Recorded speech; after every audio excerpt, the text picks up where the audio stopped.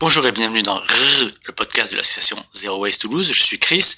Bienvenue au 14e épisode, le premier de l'année 2022. Bonne année. Et aujourd'hui, je suis avec Félicie. Bonjour Félicie. Bonjour Chris. Et bonne année. Merci, à toi aussi. C'est bon, t'as bien commencé l'année, t'as bien pris de bonnes résolutions. Oui, c'est bon. J'ai bien commencé l'année et une année dans laquelle j'espère pouvoir encore plus être active dans l'association et dans mes projets sur le côté. Ok, ben super. Alors, je t'ai invité aujourd'hui pour discuter de la fast fashion. Donc, tu as écrit un article sur le blog de Zero Waste Toulouse. Et cet article venait en complément d'un article et d'un guide fait par Zero Waste France. Un article écrit par Moira Tourneur qui parlait donc de la fast fashion. Alors, en 2 mots, est-ce que tu peux nous expliquer déjà qu'est-ce que c'est que la fast fashion ? L'idée de la fast fashion, c'est de produire rapidement, fréquemment, à des coûts très bas, des habits, des collections issues de défilés pour qu'ils soient accessibles au grand public, quoi.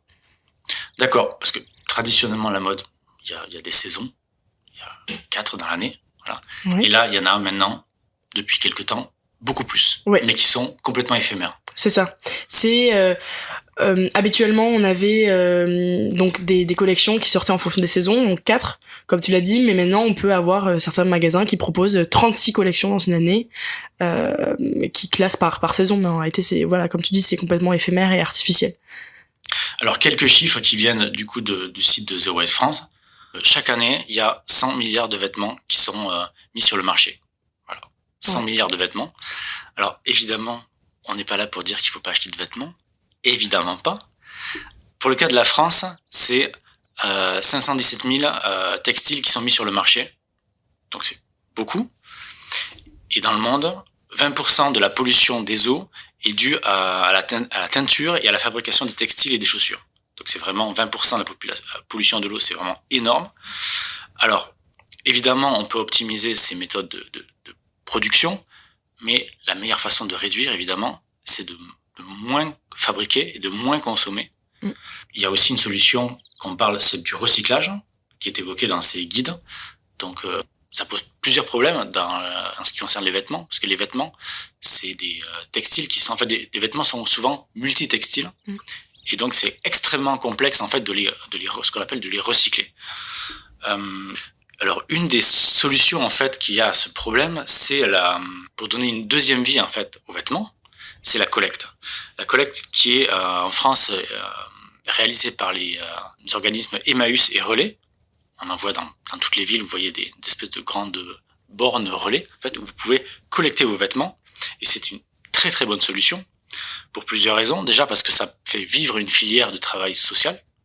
C'est environ 2500 emplois en France, donc c'est pas du tout négligeable. Il y a à peu près 100 000 tonnes de vêtements qui sont collectés chaque année.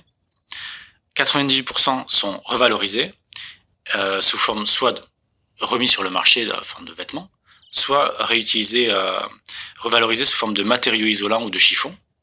Donc ce qui permet évidemment de les réutiliser de manière utile. Voilà, ça c'est pour remettre un petit peu la situation. Et toi, tu as écrit un article, donc du coup, avec ton point de vue de jeune lycéenne. C'est quoi ton rapport par rapport à la fast fashion ?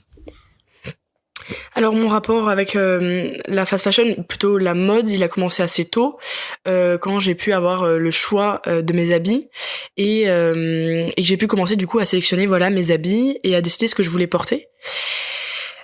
Au début, c'était vraiment une façon pour moi, voilà, de ressembler un peu à toutes les autres filles, comme je l'explique dans mon article. Et puis plus tard, c'est devenu la façon de m'habiller, ça a été un moyen pour me démarquer un peu d'elle et pour une espèce de façade de mon identité. Et en grandissant, quand j'ai commencé à être beaucoup plus habitée par les questions environnementales, ça m'a paru complètement logique de mettre ça aussi en perspective avec ma façon de m'habiller, parce que ça faisait partie de ma vie. Au début, ça a été un peu dur parce que c'est vrai que comme tu l'as dit, tout est fait dans la mode pour que les consommateurs achètent et consomment en très très grande quantité. Donc ça passe par des agents, enfin plein de pubs, des campagnes de marketing qui me donnent l'impression qu'il faut absolument qu'on achète les habits pour être plus belle. Mais en fait, c'est vraiment une illusion dans laquelle je me suis perdue, mais un court moment. Et puis, du coup, voilà, j'ai commencé à mettre un petit peu des pratiques en place. C'est passé surtout par essayer de pas regarder ces magasins-là. Donc, pour ne pas les citer, c'est tout ce qui est Zara, H&M, Primark, toutes les grandes enseignes vraiment de la fast fashion. En fait, faut même pas passer devant.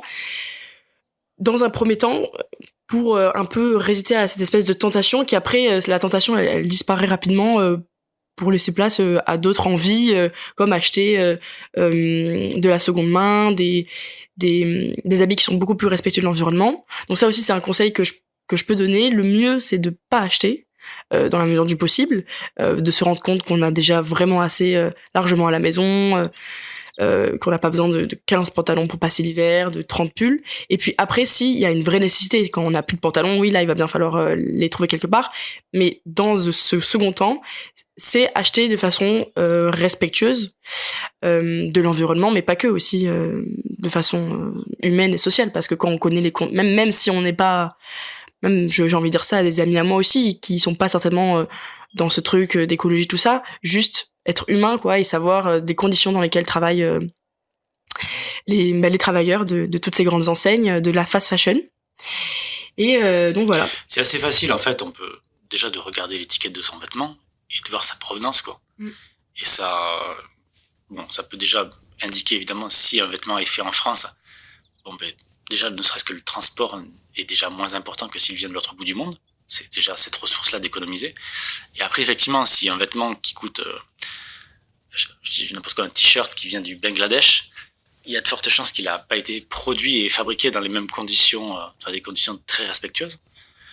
Alors moi, j'ai envie de revenir, du coup, ce que tu as dit un petit peu avant, c'est donc quand tu étais ado, quand tous les ados, enfin tout le monde, quand on construit un peu sa personnalité, ça passe aussi par les vêtements, par le regard des autres, et c'est pas du tout évident, c'est vraiment ça peut même être assez difficile en fait de résister en fait à ça, de résister à cette influence partout en fait qui te pousse à consommer, à t'habiller un peu comme les copains et les copines, quoi.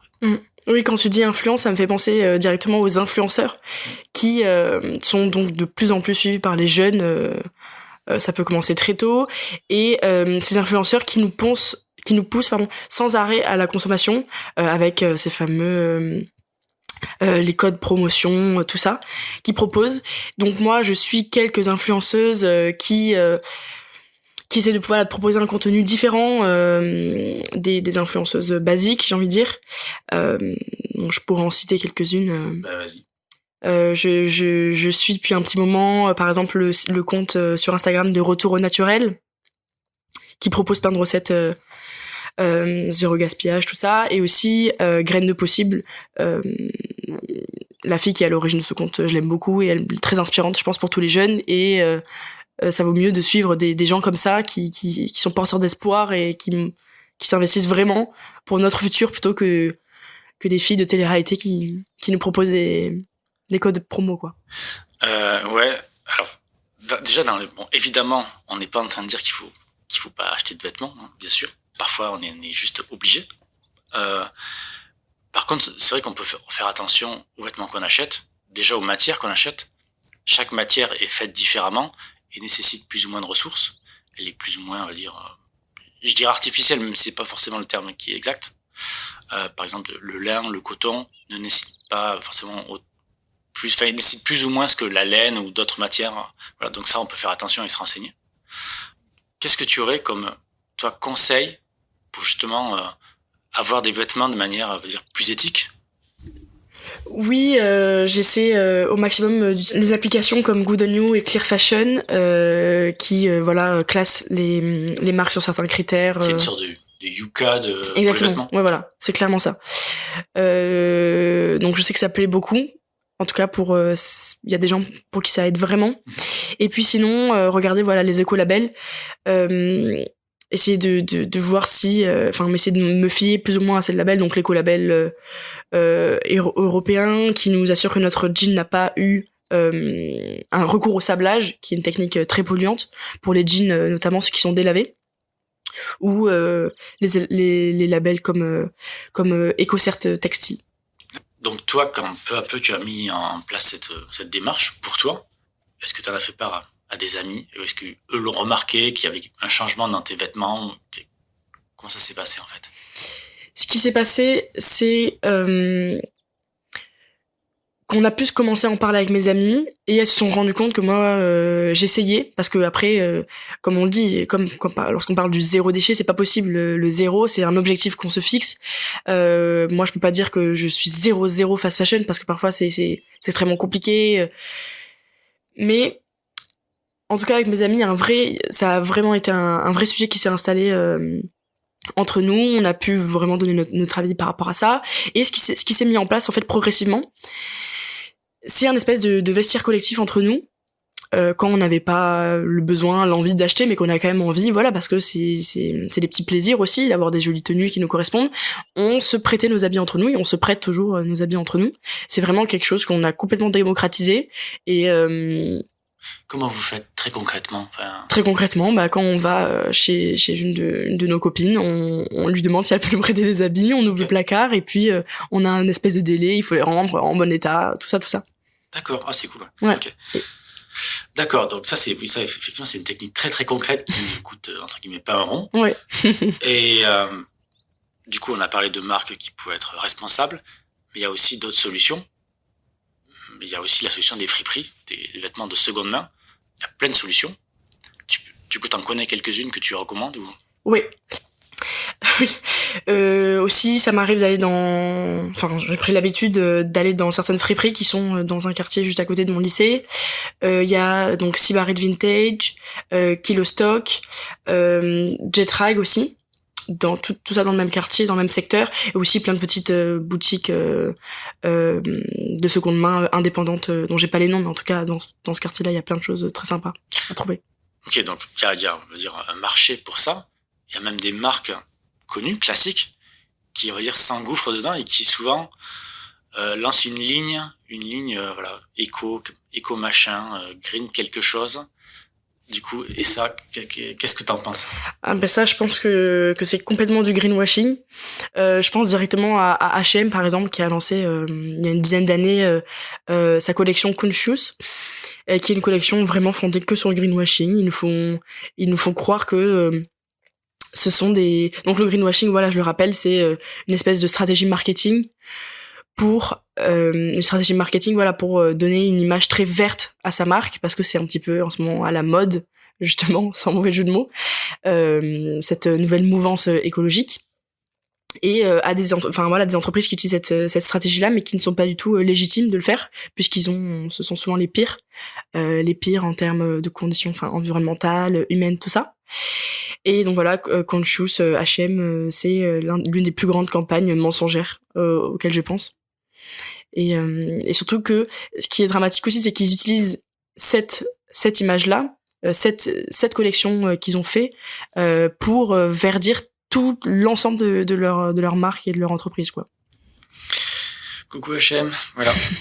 Ok, merci beaucoup Félicie. Du coup, est-ce que t'as quelques derniers conseils, derniers mots à nous donner? Le dernier mot, ça serait le dernier petit mot que j'ai à adresser, ça serait de ne pas oublier surtout de continuer à se faire plaisir, et tout en respectant l'environnement, mais de pas vivre cette transition comme un calvaire, et vraiment essayer de voir le côté positif, parce qu'on se rend compte qu'on se débarrasse de plein de choses, on passe à côté de plein d'achats qui nous sont inutiles et juste qui nous encombrent et qui nous font oublier l'essentiel.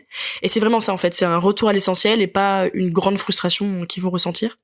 Et voilà, c'est que du positif. Super, la sobriété, très bien. Voilà. Merci beaucoup Félicie.